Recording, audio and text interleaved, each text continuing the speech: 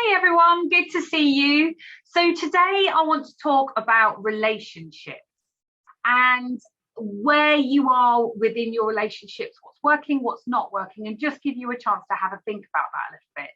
So relationships are funny things. If you think of the ones that have come and gone in your life, both professionally and personally, the ones that feel seemingly easy, and then the ones that you have to work really hard at. And it's so interesting because you're the continuous factor in all of your relationships, yet they can be so different because of who's on the other side. And professional relationships, without a doubt, are changing. People are connecting in written form before they even speak, and certainly before they meet in person these days. And teams have been forced to work remotely, away from one another. Relationships, therefore, are different. And the way we interact, we're not seeing people. So the way we interact is seemingly less human. Social interaction is changing within teams, within the workplace. Conversations are becoming more clipped. Time is an ever increasing problem within the workplace. And so in order to get the vital information across, seem to be losing that sort of human element of relationships. So I'm asking you to have a think about your relationships today, and you can look at this both professionally or personally. You may be leading a team, you may be leading your own business, but the one thing for sure that you're doing is you're leading your life. And in all walks of your life, you will have relationships with people. So for any relationship, we have to start with the one that you have with yourself. So self-awareness is key. Carl Jung says, everything that irritates us about other people can lead us to an understanding of ourselves. And I love that quote. Everything that irritates us about other people can lead us to an understanding of ourselves. We will notice things in other people. It might be things we like, it might be things we don't like. Carl Jung focuses on the irritation, but it can be positive and negative. But the things we spot in others are often an indication of what's going on for us. So it opens the opportunity up for us to create understanding about ourselves. And I invite you to do that. I invite you to go with real curiosity and observe your relationships and your interactions over the next week and see, what are you spotting and what can that help you understand about you? Knowing what you want, knowing what your fears are, and knowing where you need to heal are three vital ingredients, vital to help you know where you're at and to help you be the most authentic version of yourself, showing up in the world in any relationship that you have. We all talk to ourselves all the time.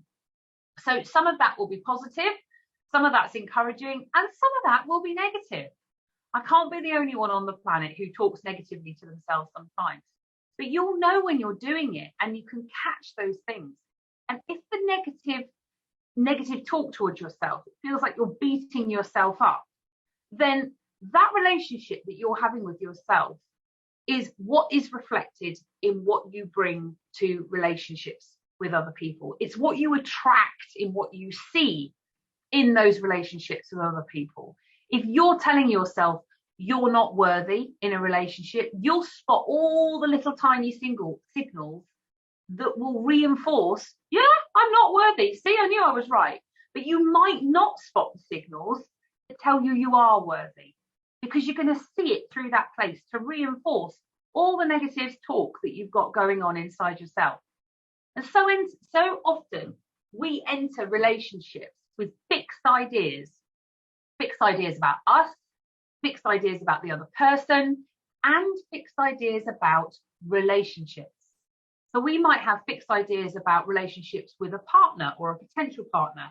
We might have fixed ideas about relationships with friends, and that might be formed by experiences that we've had through our lives with friends. And we've built up a story about what do relationships with friends look like in my life.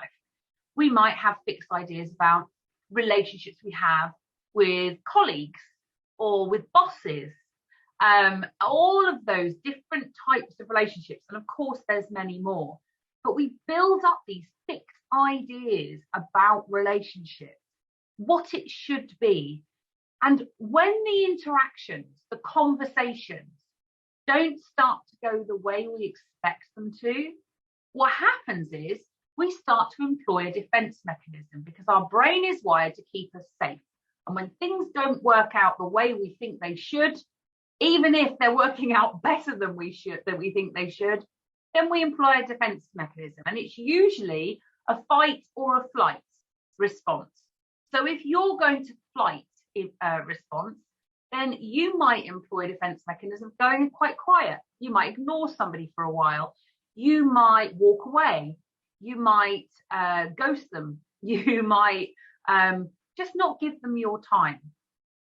You might go into fight mode. And of course, that's a little bit more obvious, where you're going to stand your ground and you're going to maybe potentially go into attacking the other person for all the things they're doing wrong. So if you're resonating with any of this, that's your indication of where your fixed ideas about you, about other people, and about relationships might be coming from. So have a look at it and have a think about it. A coaching client of mine was struggling with her peers, and she viewed herself as not equal and not worthy. She viewed her peer as superior, and she viewed the relationship as something where she had to prove herself.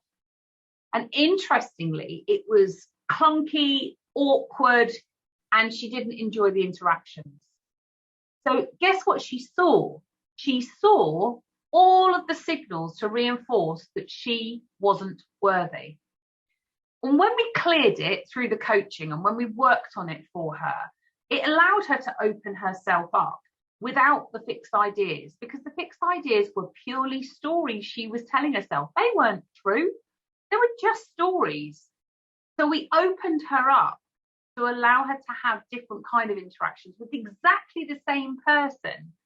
And all of her approaches changed. All of her interactions changed.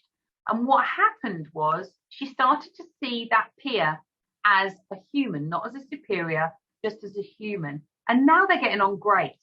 So take a look at you first. What stories are you telling yourself about you, about other people, and about relationships? Ask yourself if they are true. Take responsibility for your own thoughts and your own feelings. So next, we stick with you in relationships. We look at how you're showing up, and showing up in all of your conversations, your interactions that build a relationship, and how you're showing up in the relationship itself. Are you showing up in a way that enables engagement and connection? So a great reflection tool for you to work through is, first of all, to think about when you're showing up at your best in a relationship, what are you doing? So think of a relationship where you know you're showing up at your best, or an interaction or a conversation. What are you doing and how are you being? And then think, what's the impact of that on them and on me when I show up at my best in a relationship, in a conversation? And then do the same for the flip side. So when you're showing up not at your best in an interaction, in a conversation, and therefore in a relationship, what are you doing? How are you being? It will be different. You'll be showing up differently. You'll be doing different things. You'll be being a different person. So notice the differences. And on that one, what's the impact on the other person, and what's the impact on you when you're not at your best? So you can have a really good look at that, take that tool away and reflect on it, and think about how you want to be, because it's all about choice. You know, you get to make the choice about how you show up. What's best for both you and for other people? What's the impact you really want to have through your relationship? So see what you notice with that exercise. Let me know, you know, put some person in the comments or send me a message and let me know. I'd love to know what's coming up. But you have the choice to change your inner story so that you can show up in a way that helps you and them. So next, it's then about this engagement and connection. And what about this? You know, getting clear, first of all, on the reason why you're all there, whether it's a team, whether it's a group of friends, whether it's you're having a one-to-one with somebody, whether you're sat around a boardroom table, it doesn't matter. But if you want engagement and connection in a relationship, then there needs to be engagement and connection in all the interactions. So first and foremost, why are you all there in the relationship, in the conversation? Don't get caught up in transactional conversations. And by that, I mean where you just share bits of information backwards and forwards. That's no help to anyone to build a connected and engaged relationship. So for engagement, you want win-win on both sides. There's the desire for you to always walk away from every interaction and knowing that in your relationship, they're getting something positive from it, and so are you. It's a win-win on both sides. So there's no assumptions. There's no room for that for engagement and connection. There's no judgment. And you're creating space for both you and the other people in this relationship, the other person in this relationship, to express yourselves with empathy and compassion. Request instead of demand, and listen actively. Listen to hear. Create the time for that within the space of your relationship. Engagement comes from being up to something together, exploring something together. You know, think of the relationships that are really working for you in your life. You'll find that you're up to something. You know, you'll be creating something. You'll be working towards goals, or you'll be building a vision. You'll be doing it together. And that's where true engagement will come from in that relationship. You know, you and your partner are up to something. You're creating a life together. You and your friends, you know, you might be involved in things in other relationships, but when you get up to something, you create engagement and you create a stronger connection.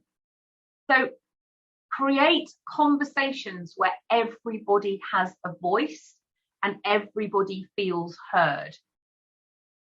In your conversations, take interest in people. Who are they really? What do they do? What are they good at? What do they enjoy? What's going on for them at the moment? How are they really? And what are they up to? What's inspiring them at the moment? You know, get to know the person and be interested. Be curious. Don't just swap transactional bits of information. And finally, today on relationships, I want to leave you with a model that I use a lot within my coaching. And imagine there's like a three-legged stool for this one, and each leg's got a different label. And the reason I think of it as three-legged stool is because you need all the three legs for this whole thing to stand up. If you chop one of the legs off, it's all going to fall over. So on one leg, we've got the word trust. On the second leg, we've got the word openness. And on the third leg, we've got the word safety. So thinking about in all your relationships, each one of these legs is two-sided. So have a think about, pick a relationship that that's close to you at the moment, and think about, what am I doing to enable this person to trust me? That's one side of your trust leg. The other side of the trust leg is, what am I doing to show them that I trust them? So how do I enable them to trust me, and how do I show them that I trust them? Second leg, openness. How do I enable them to be open with me? Am I approachable? Do I make time? Do I listen actively? Or do I shout people down and tell them I haven't got time for them? Do I jump in and try and fix them? Do I give them feedback that makes them think they'll never open up to me again?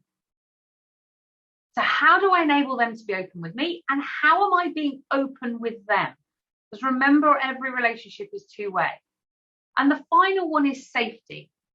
And that's exactly the same. It's two-sided. So how am I enabling them to feel safe in this relationship with me? What am I doing that makes them feel safe? And how am I showing them that I feel safe in my relationship with them? 6 really powerful questions based on that stool. And if nothing else, if you kind of have a look at those questions around that stool, then that will really get you thinking about how you can be actively present in all of your relationships, to engage, to connect, have really meaningful connections and relationships with people that are based on win-win. You win, they win. It's a great experience to share. So I really hope that you've got some useful things out today, and that you can take those away, do the exercises, share your thoughts with me below, or you can send me a message. You know, all of my work is centered around people, helping leaders, helping managers work with their teams, helping people to realize their potential, build their confidence, build their self-belief. So it's all centered around this. I would love to know what you've taken away from today's video and how you get on with those 2 exercises when you start to sit down and answer those questions. Good luck with it all, and I will look forward to hearing from you. Thanks.